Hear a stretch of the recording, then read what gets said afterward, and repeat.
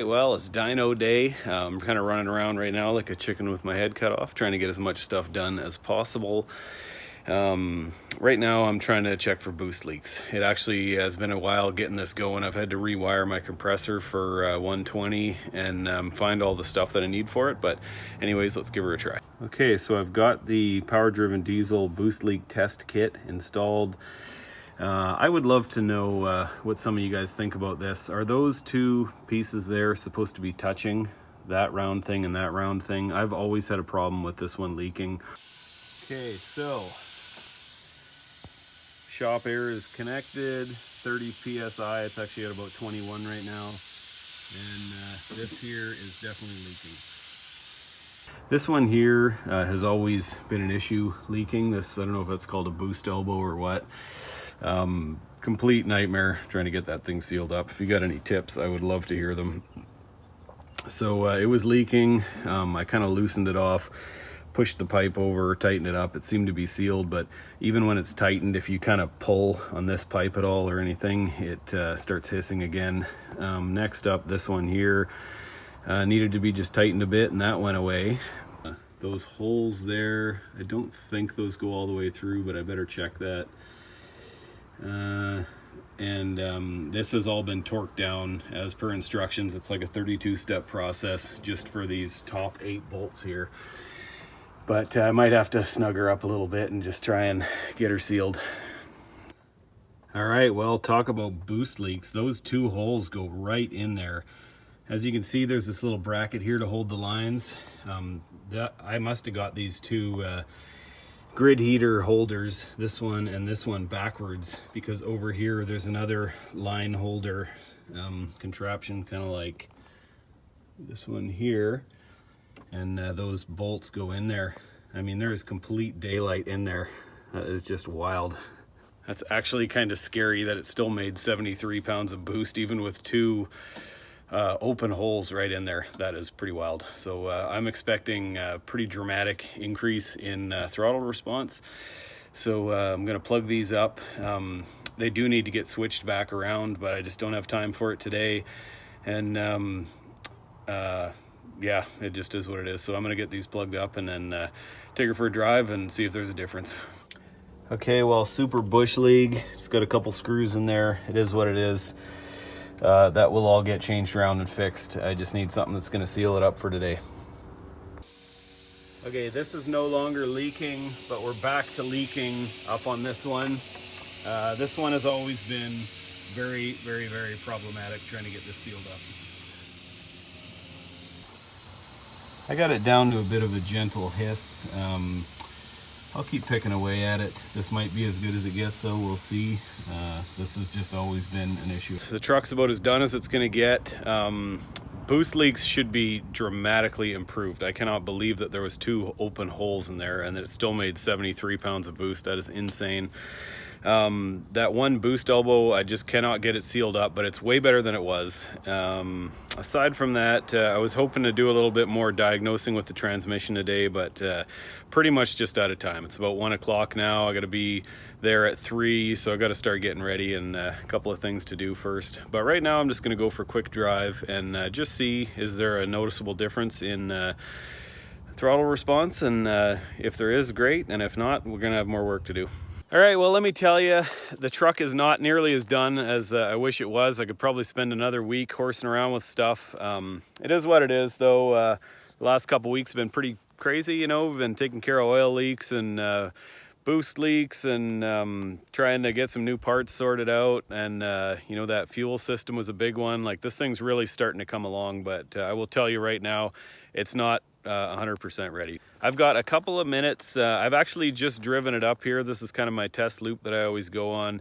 And oddly enough, the throttle response seems to have gotten a bit worse. So the only thing I can imagine is that there's a lot more air now and it wants more pre-boost. So I've got the pre-boost screw with a nut on it. The nut is all the way up against the head of the bolt and it's all the way in. And right now, as one last ditch effort before I get going, to the dyno, I'm going to pull the nut right off and just run the bolt all the way in. That was how I was running this truck before I pulled it apart, and hopefully that'll give me that perky sort of off idle response that I'm looking for. But either way, I doubt it'll have a huge impact on overall power numbers, and the truck is running pretty darn good right now. We're making some progress, so pretty excited about that. All right, so this thing, this is the pre-boost screw. As you can see, there's a nut on there. This truck has always liked a lot of pre-boost, kind of more the merrier. So I'm gonna go ahead and pull that nut off and run it right in. That is how I used to run it before I pulled it apart and rebuilt it. So I would be very interested to hear some people's opinions. What kind of power numbers do you think this thing's gonna make? It's 460 cc's of fuel out of the pump. It's at 18 degrees of timing. As you know, it recently was putting out 73 pounds of boost. I don't know if these boost leak fixes that I've just kind of had are going to have a big effect on that, but we'll see. But go ahead and comment and let me know what you think. All right, one thing that might be a real problem today, I hope this holds up, but the radiator is leaking like crazy.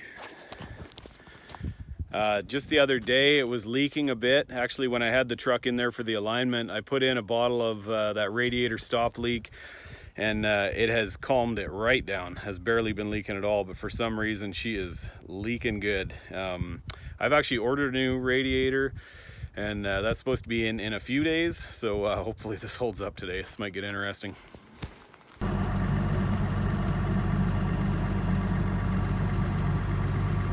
All right, well, once again, more pre-boost equals better throttle response. This truck just can't get enough. Right off idle.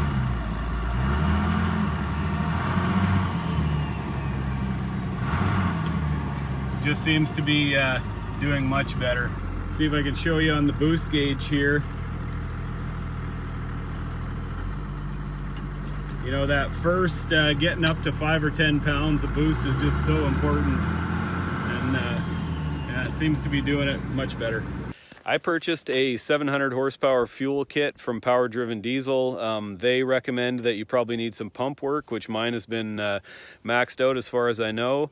So I would say best case scenario with good fuel pressure and no boost leaks. I mean, maybe that would be happening, but we got to remember this thing's a dually on 37s. It's got almost 500 pounds of wheel and tire just on the rear axle. So for me, I'm not too hung up on power numbers. This build has had so much money put into it, yeah, it's hard to even wrap your head around. The goal for this truck was really good drivability, low smoke, good throttle response, just good manners. If I wanted, you know, perfect paint and body and a custom interior, I easily could have had that. You know, if I wanted a 20-inch lift and 54-inch tires, I easily could have had that. If I wanted 1,500 horsepower, I easily could have had that. Trust me when I tell you, this truck has got giant money put into it. I wanted the best of both worlds. I wanted a well-rounded vehicle. It's still very rough around the edges, but like I say, I'm not too hung up on power numbers. I'm going to consider anything over 600 at the wheels to be a success. You know, if it ends up coming in much lower than that, we're going to have to reevaluate and take another crack at it with, like, I don't have a fuel pressure gauge, so I don't even know what that's going to be. Hopefully we can monitor it while we're on the dyno, but between that and boost leaks, who knows, you know? So we're going to go in there and give it our best, and, you know, I'm excited to find out, so let's go see. All right, well, here we are at Dirty Diesel Customs. All right, well, they got her all strapped down. Cannot wait to this thing ripping and see what happens.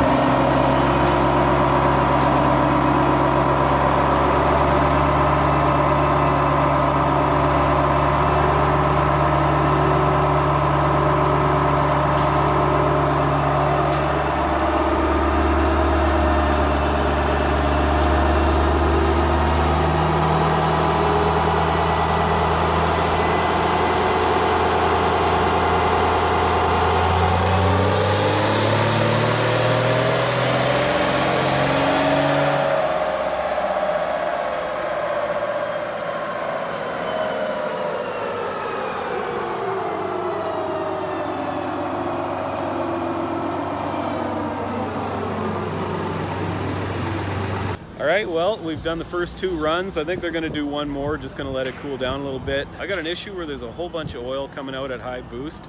I noticed that the other day when I was up on the mountain there. I got home and there was quite a bit of oil leaking, probably out of the tappet cover again. It doesn't seem to leak under normal driving, but it's coming out pretty quick. So I might have to pull that thing off again and have another crack at sealing it up.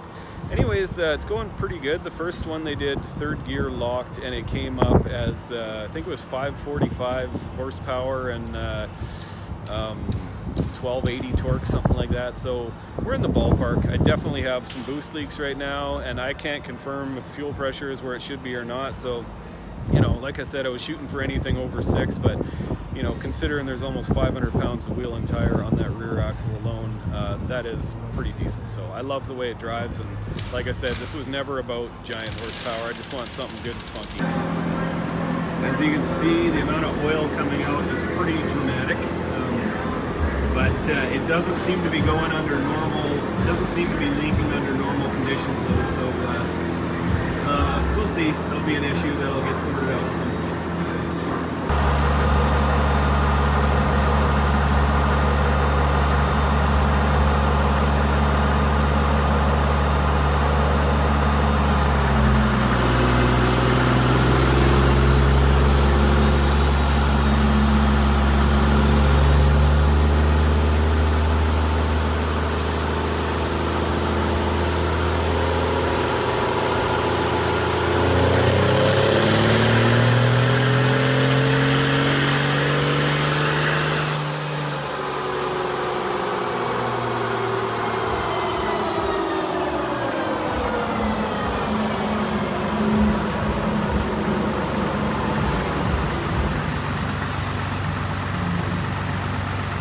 All right, well, that was interesting. I think the final number on our best pass or best pull was 542 horsepower and 1310 torque, I think was the number.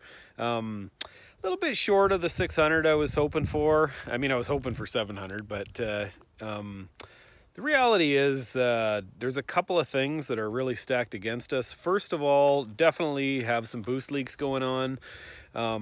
Trying to get this wheel and tire set up, you know, to put up big dyno numbers is a little bit ridiculous. I mean, I'm sure there's plenty of trucks that can do it, but at the end of the day, you know, I was thinking about it on my drive back here, and do I really care? I don't know. I mean, it'd be nice to say it's over 600 horse or whatever, but you know, and we'll probably get a bit closer there. We've got timing to play with. I've never screwed around with that. I do not have a fuel pressure gauge, so I can't even confirm for sure if that is good or not. And then, of course, boost leaks going on. But if it's another 20 horse or another 50 or whatever, I mean, really, who cares? Like, the thing is running great. Throttle response is great. As you could see, I mean, largely smoke-free. Like, at one point, I guess on the dyno, you really got to get on it and load it up. But, I mean, when I'm driving it with even just the slightest amount of, you know, throttle control or whatever, it's pretty easy to make this thing run virtually smoke-free. And those were the goals I was really going after. Like I said, this was an insane amount of money spent on this truck, and I really went at it with very specific goals. I wanted to be able to drive it well in the city. I wanted it to be, you know, able to tow well. I wanted it to have a good EGT situation. You know, I really put a lot of effort into airflow on this truck, between the intercooler, compound turbos, the Banks twin ram, and also the cam, which I might put back in. We'll see. Actually, be interesting to see what that cam does. I should also mention, they said they've only seen one 12 valve over 600 horse there. I know that there's tons out there that are probably way above that, but overall, the old girl did pretty good. Anyways, that was very interesting. The folks at Dirty Diesel there in West Kelowna were great to deal with. I had my truck in there for an alignment recently and was very happy with the work they did and all that kind of stuff. So if you're in the Kelowna area, definitely give them a shout. Anyways, I'm looking forward to continuing on with this truck. I'm hoping within the next couple months to basically have it done. I want to get that interior sorted out. I still have a full kit of Raptor liner, so all the paint stuff that's not as it should be, we're going to get that dealt with. I'm going to put the Dakota on there at their dyno pretty soon too.